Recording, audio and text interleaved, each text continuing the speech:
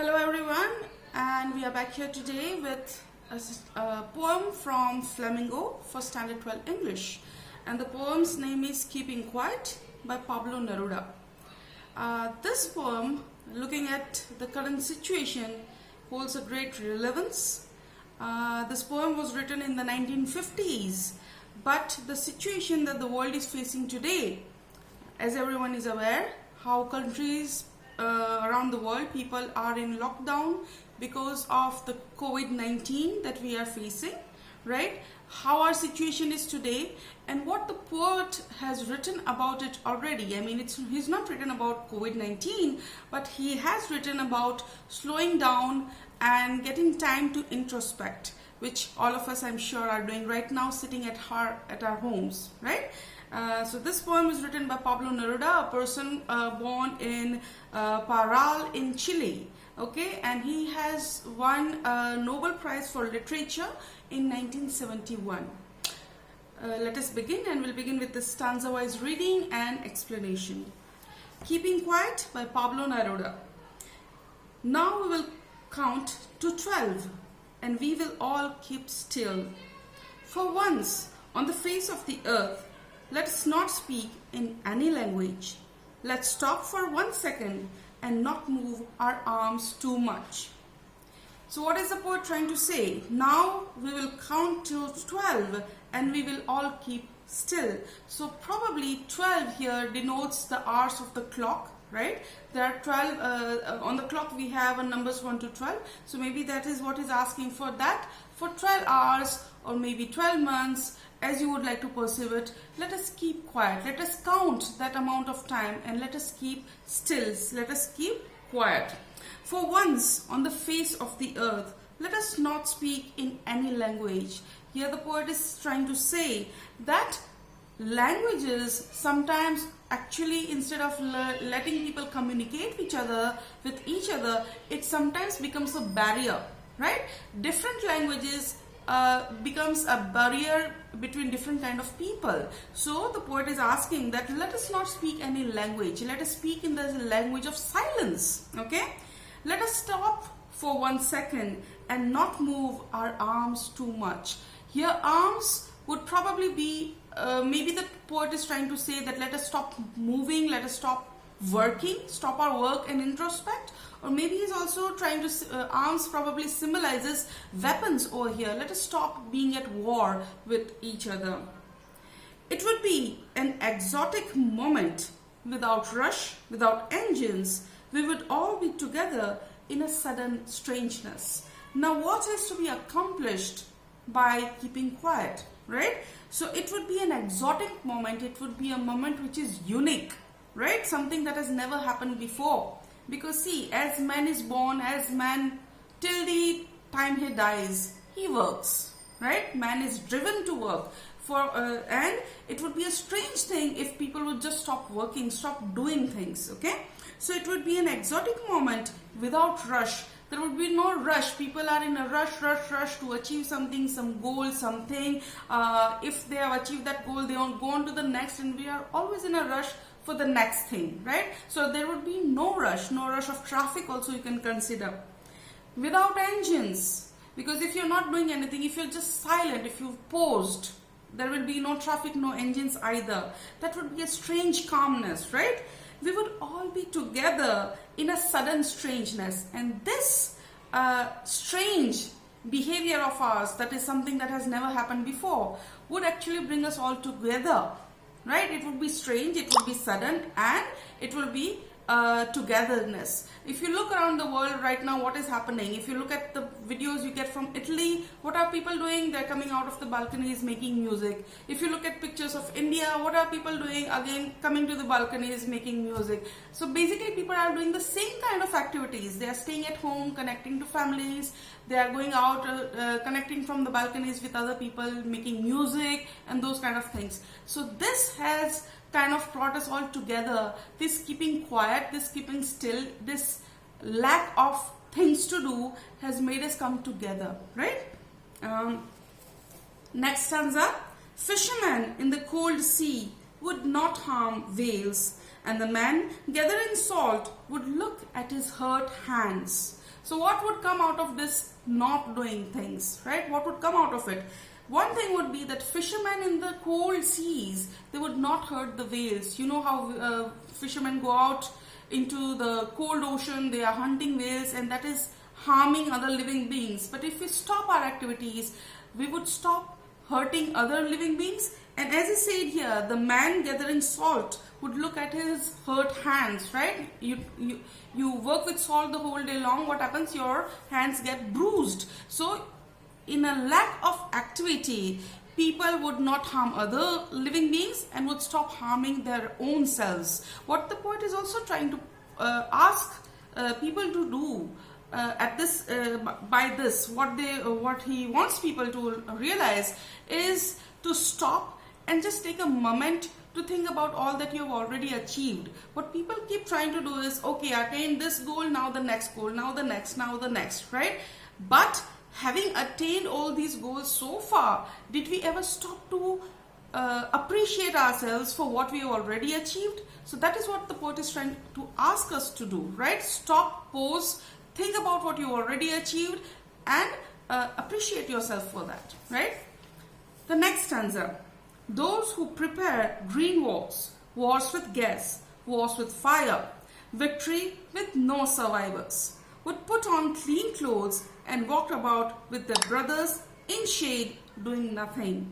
Okay, so here what the poet is trying to say, that human beings, they are always at war with nature, so to speak. He says those who prepare green wars. Now green wars are how we are destroying nature, deforestation, pollution, all these things. Okay, wars with gas. With gas is how people work in factories, and that leads to air pollution and such kind of things. Okay, and wars with fire are the wars that we use arms and ammunition in. Okay, all these kind of wars, what do? They give us a victory with no survivors, right? What is the point of becoming victorious if there's nobody to enjoy the victory, right? There are no survivors, there are consequences, and that's on both the sides. So what is the point of these wars?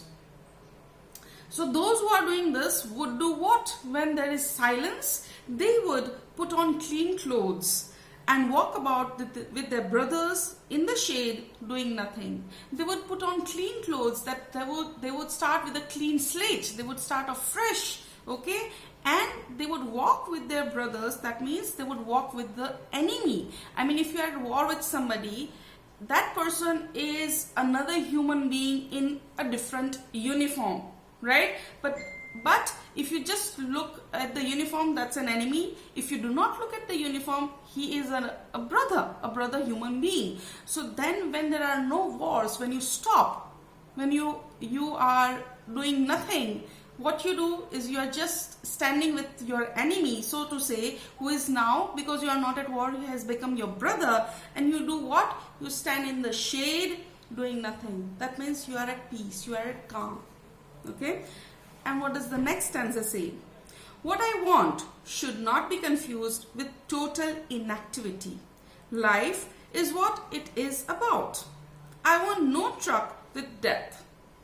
So the poet says that keeping quiet or keeping still should not be confused with inactivity. It is not inactivity. He just wants human beings to let life be life. Just live. You do not have to rush after something like we are in a rat race, what we generally do, right? So he just wants us to take a deep breath, to pause down, to introspect, to appreciate what we have. Okay? He says, I want no truck with death. What happens in the wars is there are truckloads of dead bodies. That is what he wants not to be there. That is what he wants to be stopped. Okay? We are not supposed to just sit down lazing away our life. We are just supposed to stop harming others. Okay? If we were not so single-minded about keeping our lives moving and for once could do nothing, perhaps a huge silence might interrupt this sadness of never understanding ourselves and of threatening ourselves with death. Now this is to be paid attention to. If we were not so single-minded about keeping our lives moving. See, life is, for human beings, what it is today is you study, you graduate, you get a job, you get a promotion, you go for the next big thing, and then it comes a time when you just are at the end of your life and you die, right? So life is not about the next big thing. Life is living in the moment. That is what he's trying to say, that stop getting involved in the rat race, take a pause, and we don't need to keep our lives moving, because life anyways keeps moving, okay? And if we learned that for once we could do nothing, perhaps this huge silence might interrupt this sadness of never understanding ourselves. Why are people sad? I mean, if you look around the world, if you look around people, there's hardly anybody who is always happy. Everybody has some sadness. But what is that sadness because of? It is because we are so busy trying to do something and achieve something that we never pause to understand our own selves. What is it that really makes us happy? What is it that we have already achieved? We do not stop to pause to appreciate what we have already done, right? So that is why there is a sadness, because we are never satisfied. We always need something more, right? It is a greed, it is not really a need, and that is what will be accomplished by keeping still, by keeping quiet. And of threatening ourselves with that.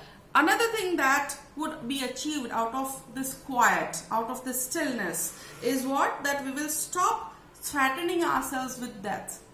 See, the thing is, what we think is, okay, I need to achieve these many things before I die. I need to achieve these things by a deadline, okay? But in the process to try to meet the deadline, in the process to try to do so many things before I die, what happens is we forget to live. We forget to be in the moment.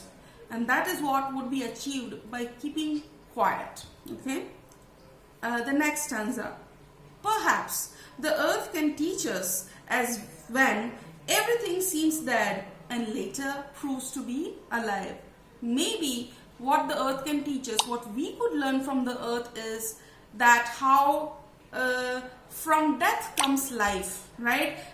If a volcano washes over some island, okay, and everything is burnt and destroyed, but then that lava itself becomes a fertilizer from which the new trees grow, right? The dead bog of a tree, it itself creates new springs. That itself brings back life. So that itself is the reason for new life. Or you may think of when winter comes and everything, it snows and the land becomes barren. But as the seasons change, again as spring comes, things come back to life from that dead barren land. Okay, so here the earth teaches us that what we think is already dead is what is the reason for the next life. Okay, and so probably same way, if we keep still for a moment, if we take a pause, if we take a breather, then what will happen? Then we can move on again. We don't need to keep on rushing, move, next thing. We need to take a pause, and automatically this will be a rebirth for our soul.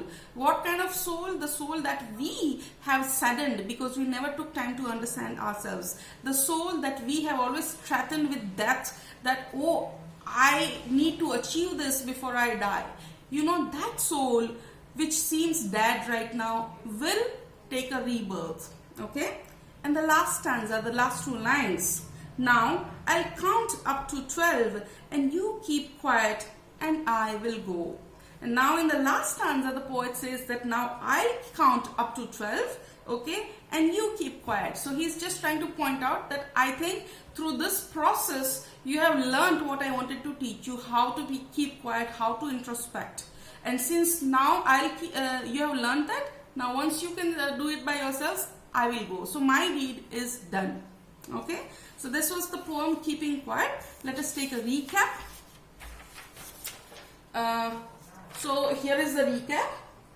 Count to 12 denotes 12 hours most probably. Okay. when the poet says not to speak, he is talking about not to speak in the various languages which often become a barrier and put differences between people. Instead, he wants us to speak the language of silence. Okay. A moment of no movement by all. What would be achieved by that moment? It would be a unique moment. It would be sudden, and it would be unprecedented. That would be the kind of moment that it would be if everybody would suddenly stop all kinds of movements. Okay. Next, a moment of keeping quiet. What would be achieved by that? It would lead to stopping of destruction of nature. Okay, stopping of wars.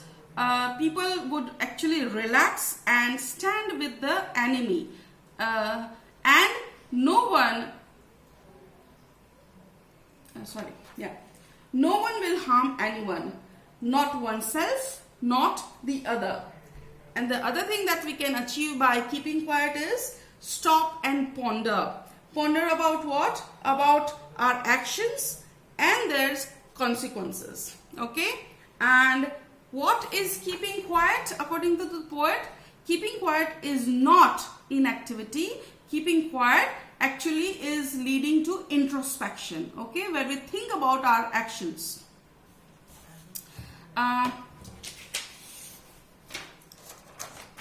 What does the poet say happens when there is too much goal orientation, when we are involved in the rat race? It leads to a constant sadness and a threat of death, right? A need to meet deadlines, that is what.